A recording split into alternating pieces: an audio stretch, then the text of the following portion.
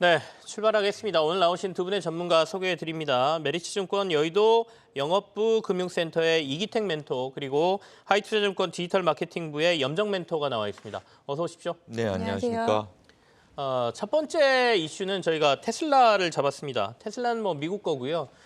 일단 테슬라가 가격을 막 낮추고 있죠. 최근에 이제 재고도 많고 잘 안 팔린다고 하니까 가격을 낮추면서 이게 일종의 전기차 시장의 치킨 게임을 이끄는 거 아니냐라는 얘기가 나오고 있는데, 우리 2차 전지와 관련된 주들도 많고 완성차도 영향을 받기 때문에 이 부분 얘기 좀 나눠보겠습니다.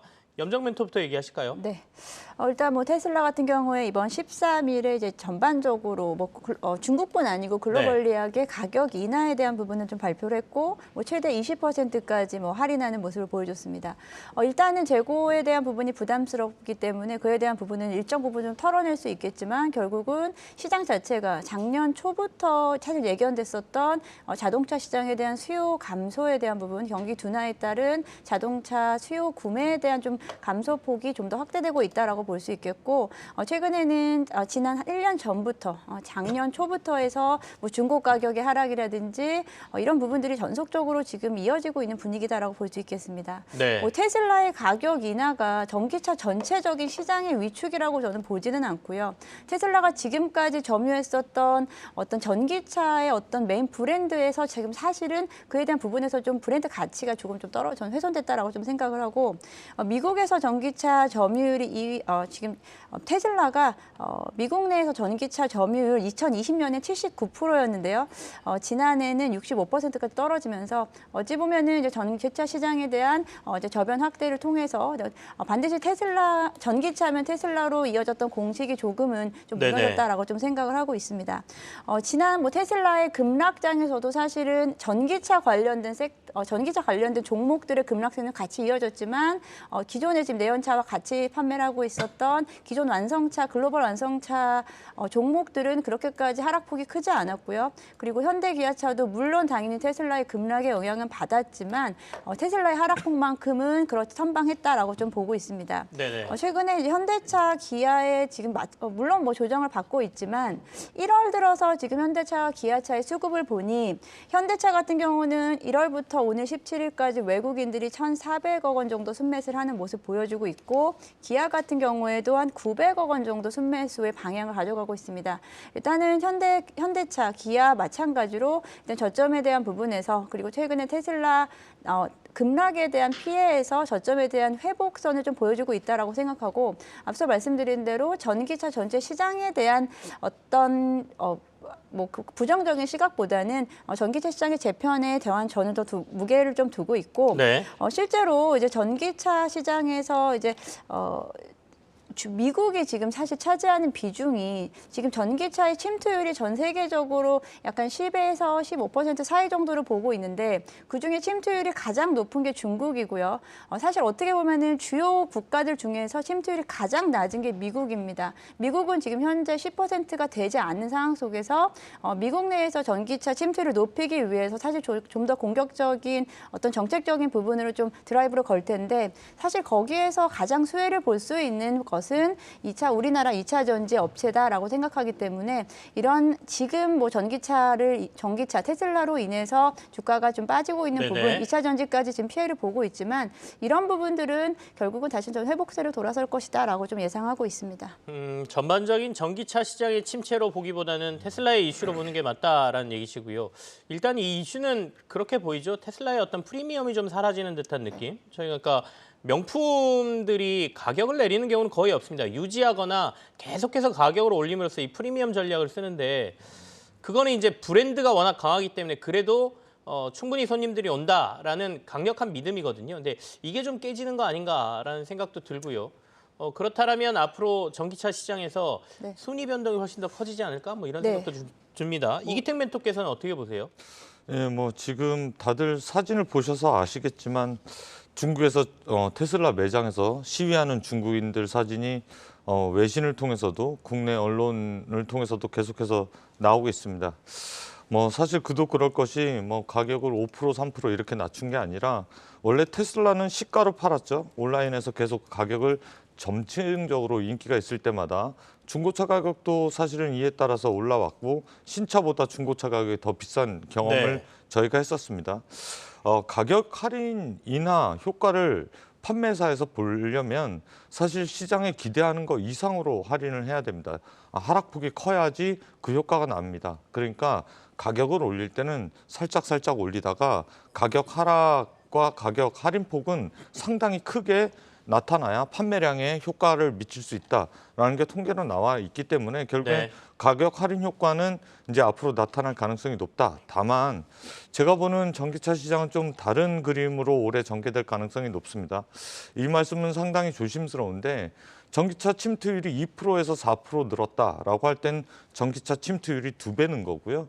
4%에서 8% 늘어날 때도 시장의 예상치는 6%였을 때 8% 늘어났으니까 2배, 그러니까 50% 정도 성장할 것을 봤는데 2배를 성장했으니까 시장이 환호했던 것이고 네네. 이제 8%에서 10% 정도 는다라고 했을 때는 누가 봐도 성장률에 대한 둔화를 이제 꼼꼼히 따져야 되는 시간이 된 것이 아닌가.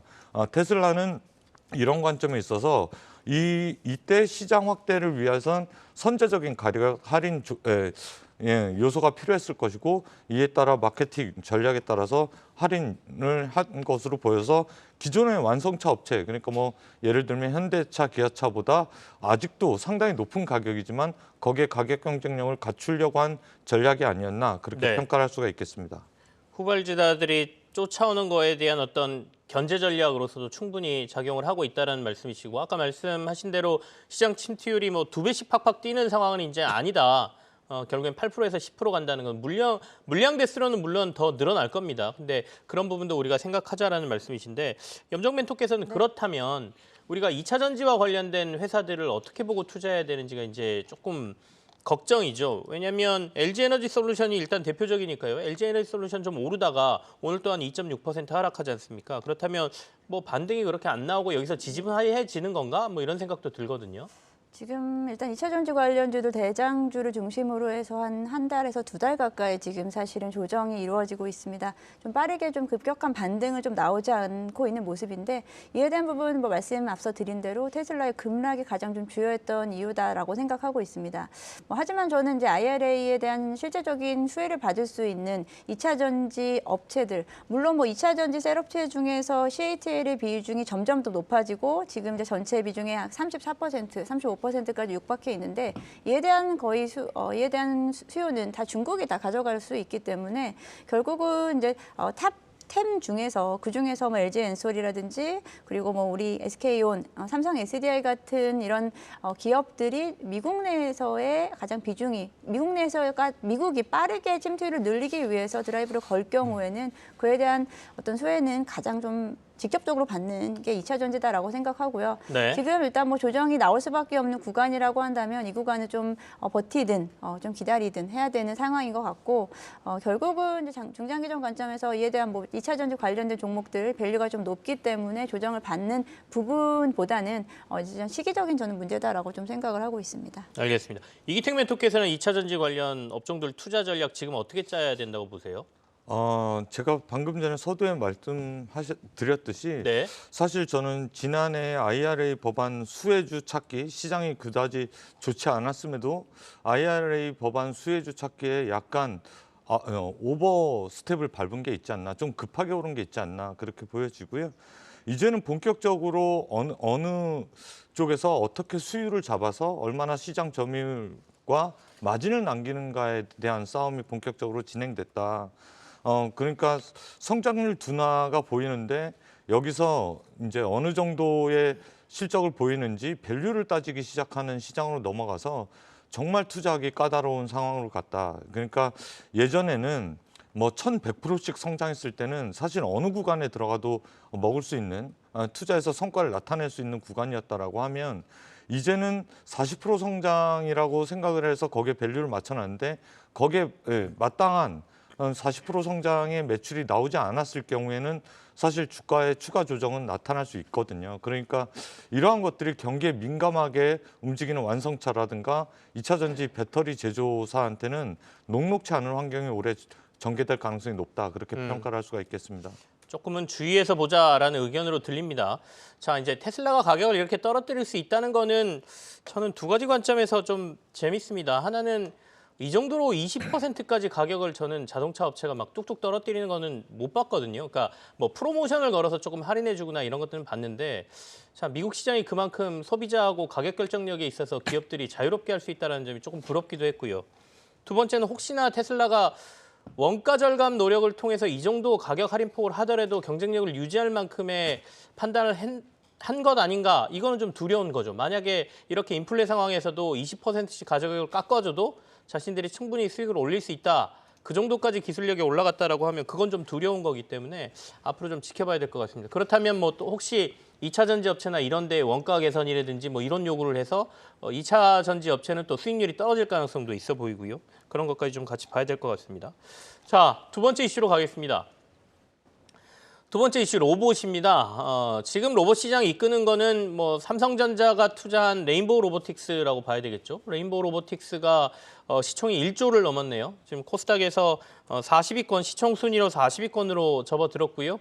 오늘도 지금 주가가 6% 넘게 상승하면서 계속해서 오르고 있는데 주변으로 이제 로봇주들로까지 이런 오름세가 같이 확산되는 모습이거든요. 점검을 좀 하겠습니다. 삼성전자가 뭐 연내 로봇을 내놓겠다 뭐 이런 얘기도 있는 것 같고요. 염정 멘토부터 얘기하시겠습니까? 네.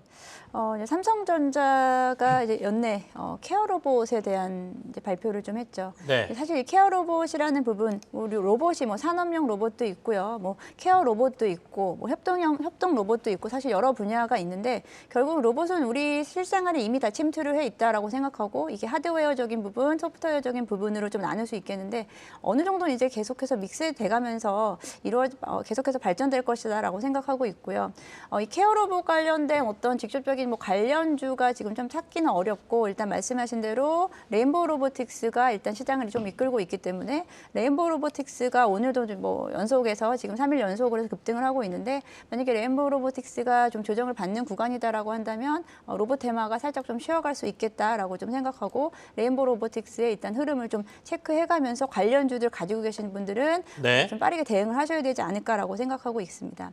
일단 이 케어 로봇에 대해서 사실은 시장이 어떻게 보면 여러 시장이 있는데 이 케어 로봇 쪽은 이제 노인형 로봇에 좀 저는 해당이 된다라고 좀 생각을 하는데 최근에는 아무래도 1인 가구라든지 그리고 아무래도 고령화 사회에 점점 접해다 보니까 이 관련된 이 케어 로봇에 사실 상당히 중요한 부분이고 케어 로봇뿐 아니고 뭐 로봇 강아지라든지 이런 반려 로봇이 좀 더 활성화되지 않을까라고 생각하는데 사실 아직까지는 그 부분을 뭐 실생활에 우리가 바로 접목시키기에는 아직은 좀 이른 단계가 아니란가라고 생각을 하고 있고요. 로봇 관련주들 뭐 레인보우 로보틱스 같은 부분도 좋지만 지금 자막에 나오고 있는 뭐 SPG라든지 SBB테크 같은 뭐 부품 관련, 감속기 네네. 관련된 이런 종목들은 꾸준히 산업 내에서 꾸준히 성장할 수 있는 종목들이다라고 생각하고 있기 때문에 어떤 테마성 짙은 종목은 단기적으로 대응을 하시고 조금은 이제 실적이 지금 차오르는 이런 종목들은 중장기 관점에서 네네. 접근하시면 좋지 않을까라고 생각하고 있습니다.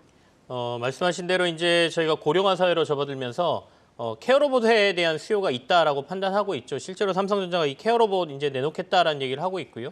아까 영상으로 잠깐 나갔는데 웨어러블 로봇도 굉장히 요즘 관심이 많습니다. 그러니까 뭐 환자들이 입음으로써 조금 더 보행을 편하게 해준다든지 아니 산업 현장에서 무거운 물건을 훨씬 쉽게 들게 해준다든지 산업재해를 막아줄 수 있는 방법으로 이 웨어러블 로봇에 대한 수요도 꽤 많다라는 부분도 좀 참고해 보시죠. 이기택 멘토께는 지난번에 저희가 레인보우 로보틱스 얘기할 때 네. 회사의 실제 가치보다 이제 기대감이 너무 많이 반영돼서 주가가 급등하고 있어서 네. 시가총액이 한 9천억, 1조 이 정도 갔을 때가 조금 위험해 보인다? 뭐 이런 말씀을 살짝 하신 걸로 제가 기억이 들거든요. 그때부터 조정이 나오지 않을까? 뭐 이런 말씀하신 걸로 제가 기억을 하는데 어떻게 보십니까? 예, 뭐 들고 계신 분들 갈 때까지 가보자죠. 지금 네네. 상황에서 어떻게 접겠습니까? 어디까지 갈지는 아무도 모르는 거고, 그리고 뭐 이제 시장의 색깔이 로봇으로 갈아입었으니까 시장에 가장 적합한 종목이 된 것이죠. 이제 좀 냉정하게 얘기해 보면 사실 로봇이 뭐가 나온다라는 뉴스와 앞으로 어떻게 협동 로봇이 나올 거야라는 뉴스, 그리고 삼성에서 어떤 로봇을 개발했어라고 해서 기술이 진일보돼서 미래에서 꿈을 꿀 수 있는 관련된 내용이 나올 때까지만 좋은 거죠. 만약에 막상 로봇이 출시가 되고 나왔을 때는 지금 이 시세는 아닐 겁니다. 왜냐하면 그때 되면 분기에 몇 대 팔았대, 마진이 얼마래라고 아, 네. 하면서 밸류에이션이 달라지게끔 돼 있는 거거든요. 그러면 성장기에서 성숙기로 넘어가는 것이고 그러한 테마들을 우리가 계속해서 봐왔죠. 뭐 예전에는 5G가 실적도 안 나오는데 OLED가 실적도 안 나오는데 라고 하면서 주가는 계속해서 상향한 적이 있었으니까요. 로봇과 그것을 비교할 수 있느냐를 놓고 봤을 때 사회 현상이 그렇다라는 것을 말씀드리는 겁니다. 지금 로봇주를 보실 때 사실은 제가 뭐 재무제표를 이걸 까보면 고인물 소리를 들을까 봐 재무제표를 까보고 놀랄 수밖에 없는 상황이거든요. 뭐 갖고 계신 분들은 어디까지 갈지 축하드립니다만 지금 진입이 가능하냐를 놓고 봤을 때 다른 것도 많습니다라고 말씀을 드리고 싶습니다. 레인보우 로보틱스보다는 후발로 이제 관심 받을 만한 곳을 보는 게 더 낫다. 근데 이제 다른 것들도 많이 올라 있지 않습니까? 그러면 레인보우 로보틱스를 제외하고 좀 눈에 들어온 로봇 관련주는 어디 있으신가요? 이기택 멘토. 예, 다른 것도 많다라는 것은 로봇을 말씀드리는 게 아니고요. 로봇 외에도? 예, 로봇 외에도 투자처는 많습니다라고 말씀을 드리는 거고 그런 곳이 성장할 곳이 어디냐를 놓고 봤을 때 올해 뭐 1월 달에 시장의 색깔은 명확하잖아요. 무엇보다 구경제 쪽에서 나타날 가능성이 높고 경기 민감주 쪽에서 그리고 리오프닝 쪽에서 나타날 가능성이 높기 때문에 거기서 제대로 된 옥석 가리기를 한다라고 하면 올해 기회가 충분히 있지 않을까 그렇게 말씀을 드리고 싶습니다. 로봇만 바라보지는 말자 이런 말씀이십니다. 항상 시장에서 그런 얘기 많이 하죠. 좋은 회사 얼마나 많은데 왜 그것만 보고 있어라는 말씀 많이 하십니다. 로봇주가 좀 너무 뜨겁기 때문에 좀 주의하자라는 말씀으로도 들립니다. 자, 다음 이슈로 넘어가죠. 오늘 시장 제가 보면서 알체라라는 회사가 뭐 20% 넘게 급등하고 있어서 도대체 뭐 하는 회사지라고 제가 기사 검색을 좀 해봤거든요. 결국에는 AI와 관련된 회사이고요. 이제 AI 관련돼서 최근에 여러 가지 이슈들이 나오고 이러다 보니까 오늘 좀 급등을 하고 있는 것 같습니다. 그 알체라 자체 내 뭐 스마트 뷰잉이라는 런칭 소식도 오늘 좀 있었고요. 같이 AI까지 엮어서 좀 얘기를 해볼까요? 염정 멘토가 좀 얘기해 주시겠습니까? 네, 사실 알체라 어제도 사실 급등을 해서 네네. 오늘까지 이렇게 급등을 할 거라고는 사실은 예상을 좀 못했지만 이제 시장에 오늘은 이제 그만큼 뭐 주도 섹터도 없고 큰 테마도 없기 때문에 사실 오늘도 일단 상승폭을 좀 키우고 있습니다. 뭐 알체라가 지금 발표한 스마트 뷰잉에 대한 부분은 영상인식 AI 기술을 뭐 총칭한다라고 나와 있는데 스마트 뷰잉뿐 아니고 이제 알체라에 대한 어떤 지금 보고서를 보면은 알체라의 전체 이제 매출 구조를 좀 보겠습니다. 안면 인식에 대한 그 AI 관련된 안면 인식 30%, 이상 상황 감지 12%, 그리고 데이터라고 한다면은 이런 인공지능 학습을 통해서 데이터 취득하고 그에 대한 부분을 데이터를 또 뭐 기업에 납품하고 이런 매출액이 나타난다라고 할 수 있는데 실제로 지금은 아직 적자인 기업입니다. 매출액은 늘어나고 있지만 일단은 지금 돈을 뭐 어떻게 수익화하기에는 지금은 아직도 조금은 좀 이른 구조다라고 좀 생각하고요. 네네. 뭐 올해 같은 경우에도 분기별로 지속적으로 적자가 이어지고 있고 올해 3분기까지 매출액이 50억이 안 되는 기업이다라고 좀 말씀을 드리겠습니다. 물론 기술력 자체라든지 이런 부분은 어느 정도 시장 내에서의 어떤 레퍼런스가 생기긴 했지만 이렇게까지 급등을 연속적으로 가져가기에는 다소 좀 테마적인 영향이 있지 않을까라고 생각하고 그런 부분에서는 단기적으로 뭐 일단 대응을 하셔야겠고 일단 알체라가 또 AI 영상 인식 관련도 있지만 또 이제 메타버스 관련된 종목으로도 같이 엮이기도 했었는데 지금 시장에서 이렇게 만약에 알체라가 대장으로 움직였을 때 메타버스 관련주들이 좀 같이 만약에 좀 그냥 일단 좀 테마 성격으로 따라가 준다라고 한다면 네네. 분위기가 좀 더 이어질 수 있겠는데 사실 지금은 좀 그러기에는 조금은 좀 시장이 좀 어렵지 않나라고 좀 생각하고 일단은 테마 성격의 종목이다라고 저는 좀 판단을 하고 있습니다. 알겠습니다. 호재성 재료가 나오긴 했지만 회사의 규모라든지 이런 걸로 봤을 때 주가의 상승이나 이런 게 좀 테마적으로 움직이는 느낌이 있다 이런 말씀을 해주셨어요. 이기택 멘토께서는 어쨌든 간에 이런 재료가 나왔을 때 시장에서 동반해서 AI 관련주들이 확 오른다든지 메타버스가 같이 움직인다는 거는 시장의 관심이 그쪽에 있다는 걸로 저희가 해석할 수 있지 않습니까? 어떻게 보이십니까? 테마주의 확산에서 하나 걸린 거겠죠. 뭐 이렇게 말씀드리면 사실은 예전에 한번 알체라가 주가가 급등했는데 회사가 우리는 메타버스 관련사가 아닙니다. 그렇게 발표해서 주가가 급락한 적이 있습니다. 네네. 뭐 굳이 그런 걸 공시를 해서 주가를 부러뜨려야겠냐라는 비난도 받았었지요. 알체라라는 회사는 아시겠지만 네이버가 100% 투자한 스노우의 자회사입니다. 어떤 내용들을 볼 수가 있겠냐면 안면인식 관련해서는 우리가 뭐 이제 여권이라든가 출입 통제할 때 네네. 안면인식 관련돼서도 있고, 그리고 산불 예방 통제할 때 어느 특정 지역을 CCTV가 보고 산불을 미리 사람이 감시하는 것보다 빨리 인공지능이 알아내서 산불을 감시할 수 있는 그런 시스템을 갖고 있다. 기술력은 상당히 좋은 회사다라고 볼 수가 있겠죠.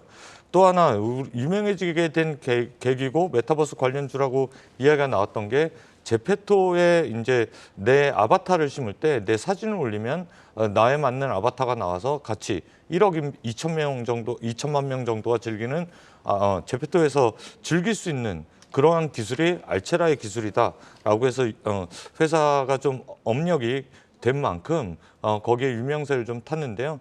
최근에는 GTP 이외에도 계속해서 인공지능 관련돼서 향후 먹거리를 찾는 와중에 알체라도 거기에 이제 테마에 편성이 된 것이 아닌가 그렇게 보여지고요. 네.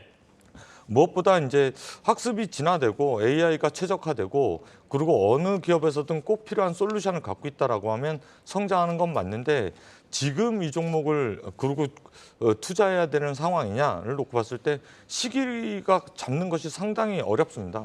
성장성이 높은 만큼 주가의 변동성이 높기 때문에 그 리스크를 감내할 수 있다라고 하면 얼마든지 기다릴 수 있다라고 하면 분할해서 접근하는 게 맞겠는데 굳이 지금 상황에서 내 포트에 있어서 피곤할 필요가 있나라는 것은 한 번씩 투자자 여러분들이 판단하시기 바라겠습니다.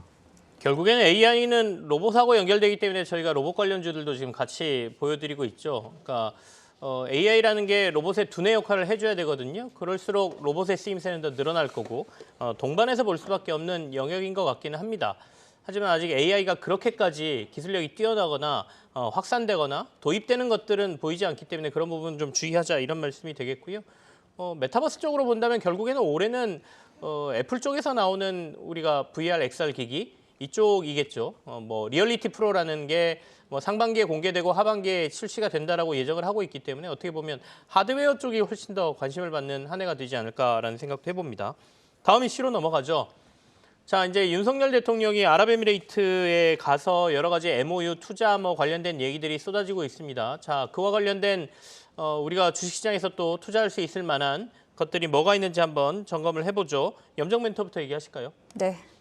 이제 탄소 배출권 관련된 이슈가 나온 배경은 이번에 이제 아랍에미리트 이제 방문 때 이제 탄소 배출 관련된 뭐 양해각서 이런 부분이 좀 이야기가 됐는데 사실 저는 이 테마는 좀 쉽지 않다라고 좀 보고 있습니다. 네네. 탄소 배출권 관련해서 제가 처음에 이제 탄소 배출권 거래소가 좀 뜨겁다. 그러니까 앞으로 활성화될 수 있을 것이다라고 들은 게 2010년도였거든요.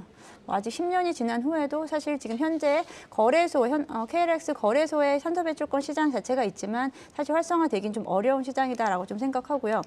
탄소 배출권이라는 거가 좀 생소하신 분들이 있으실 텐데 탄소 배출권은 이제 기업들이 탄소를 아무래도 이제 탄소 배출을 억제해야 되기 때문에 탄소 배출할 수 있는 권리를 준다라고 좀 생각하시면 되고요.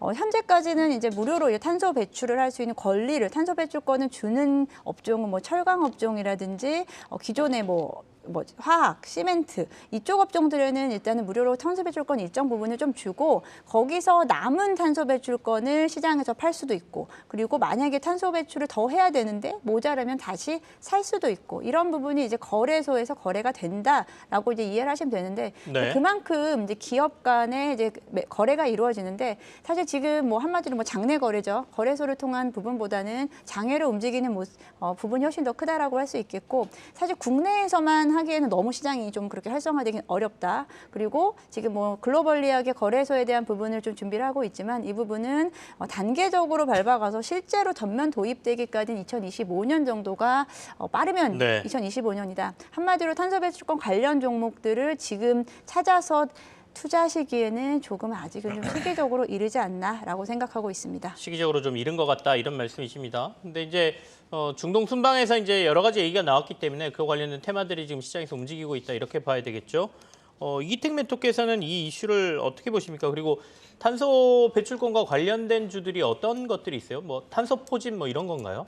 아니, 탄소 포집은 이제 그보다 더 깊숙이 들어갔을 때고요. 뭐 네네. 후성이라든가 휴캠스 이러한 종목들이 직접적으로 거래를 하니까 관련 종목으로 나타나고 있는데 사실 이 주제가 나왔을 때 지금 상황에서 탄소 배출 약간 뭐 기사가 좀 자극적일 수도 있고 제가 발언이 좀 조심스러운데 배부른 소리다라고 얘기를 할 수가 있겠죠. 왜냐하면 전시 상황이고 사실 전기 가격이 올라가면 지금 평시 상황이어도 사실 탄소 배출 거래를 할까 말까인데 지금 전시 상황 속에서 뭐 당장 뭐 영하 10도만 떨어져도 석탄 갖다 떼서 발전소 돌릴 수밖에 없을걸요. 각국 정부가 왜 천연가스 가격에 그렇게 민감하게 반응을 했고 뭐 이제 선진국에서도 비축이 얼마나 됐다라고 여유가 없을 정도로 촉박해 했는지를 지금 상황에서 돌이켜 보면 네네. 사실은 아직까지 먼 이야기다. 그러니까 이 이야기가 나온 게 벌써 10여 년 된 이야기인데도 지금도 2023년도에도 먼 이야기가 됐으니 약간 다급한 정부들은 원전을 왜 친환경 에너지로 전환했는지 그리고 석탄 발전을 안 돌리다가 왜 돌릴 수밖에 없는지를 생각해 보면 사실 전기료가 올라가는 것을 원하는 정부는 없다. 근데 지금 탄소 배출 관련해서 제재를 한다라는 정부가 나설 수 있겠는가를 놓고 봤을 때 그러기까지는 녹록치 않은 상황이다. 그래서 뭐 앞뒤 자르고 얘기하면 배부른 소리다라고 말씀을 드릴 수가 있는 거고요. 그렇게 된다라고 했을 때 사실 UAE와 이제 협력에서 가장 수혜를 볼 수 있는 것은 결국에는 사업 초기 단계니까 토목하고 인프라 관련된 국내 업체들이 이런 것보다 훨씬 더 직접적인 수혜를 보지 않겠는가. 향후에 수주가 계속해서 나올 수 있는 업종군에서 종목을 골라내는 것이 네. 올 한 해에 좋은 투자처가 될 가능성이 높다. 뭐 UAE뿐만이 아니라 사우디도 네네. 왔다 갔었고 미국도 지금 현재 뭐 이제 계속해서 공장을 짓는데 인프라 투자를 해야 될 수밖에 없고 중국도 경기 활성화하려면 기본적으로 인프라 투자를 할 수밖에 없기 때문에 그런 쪽에서 수혜가 될 만한 종목들이 시세가 좋더라라는 말씀을 드리고 싶습니다.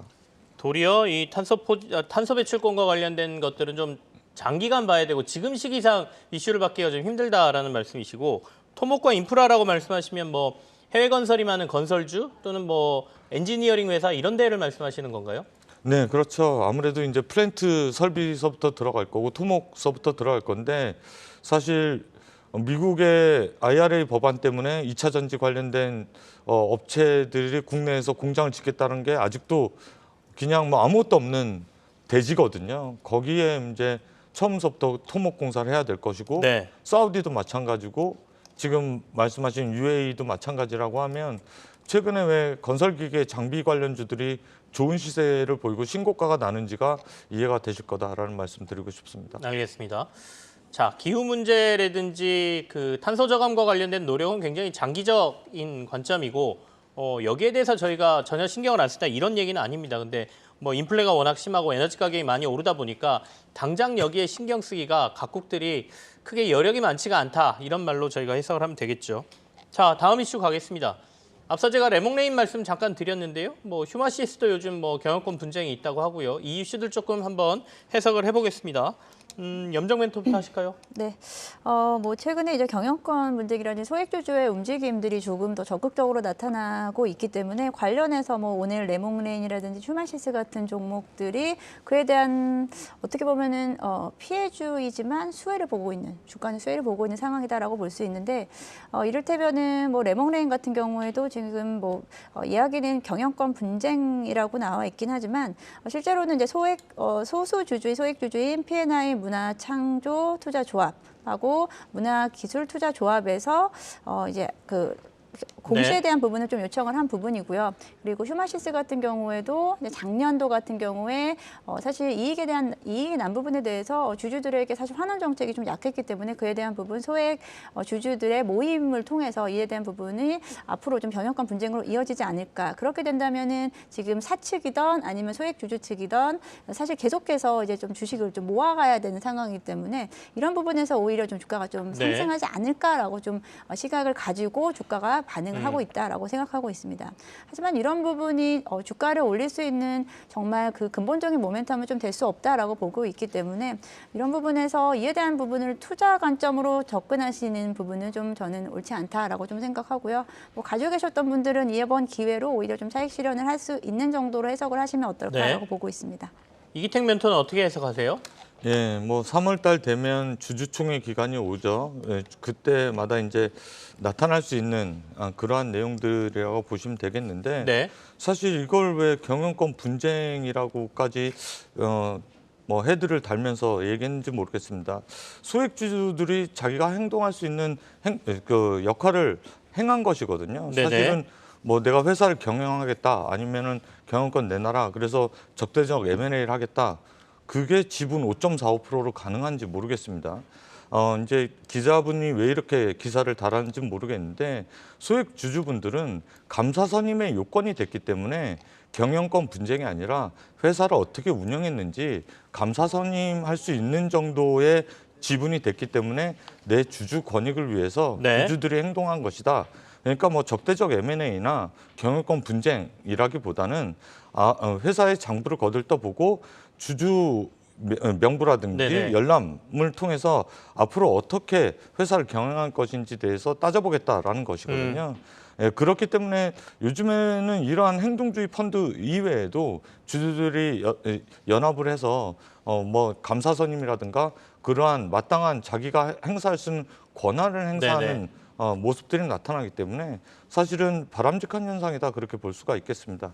다만 뭐 정기 주주총회를 앞두고 이런 것들 때문에 주가가 등락이 심해진다라고 하면 사실은 거기에 맞는 거래를 하면 되는 것이고요. 네네. 그 이외에 뭐 예전에 뭐 금호석유화학처럼 적대적 그 지분 분쟁이 제대로 나서 내가 가지고 있는 지분 가치가 원래 시장 가치보다 훨씬 더 높은 평가를 받는다라고 하면 일반 주주들은 거기에서 거래를 성사시키면 되는 거거든요. 그러한 알겠습니다. 관점으로 봤으면 좋겠습니다. 네. 자, 두 분과 시장 이슈는 여기서 마무리를 하고요. 오늘의 관심주 확인해 보겠습니다.